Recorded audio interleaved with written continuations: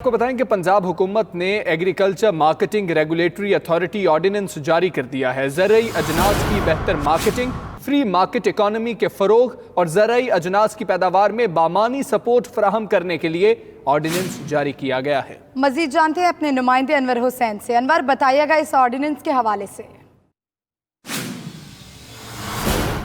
जी बिल्कुल, पंजाब हुकूमत ने ज़रिए अजनास की बेहतर मार्केटिंग के लिए Punjab agriculture marketing regulatory ordinance जारी किया है। इस तरमीम शुदा ऑर्डिनेंस में मार्केट कमेटीज़ का नोटिफाइड एरिया ख़त्म कर दिया गया है। इसके अलावा ज़रिए अजनास पर जो 100 किलोग्राम की बोरी पर 2 रुपये टैक्स था उसको ख़त्म कर दिया गया है। अब मज़ीद जो टैक्स है ज़रिए अजनास की वैल्यू पर 1% के हिसाब से लागू किया गया है। इसके अलावा एग्रीकल्चर मार्केटिंग में जो एजेंट्स हैं या आड़ती हैं उनकी रजिस्ट्रेशन जो है 7,500 से बढ़ाकर 75,000 रुपये कर दी गई है। इसके अलावा जो निजी अफराद हैं वो कोई भी मार्केट कायम कर सकते हैं, कोई भी ज़रिए अजनास की मंडी कायम कर सकते हैं, लेकिन उनको इसके लिए रजिस्ट्रेशन करवाना ज़रूरी होगा।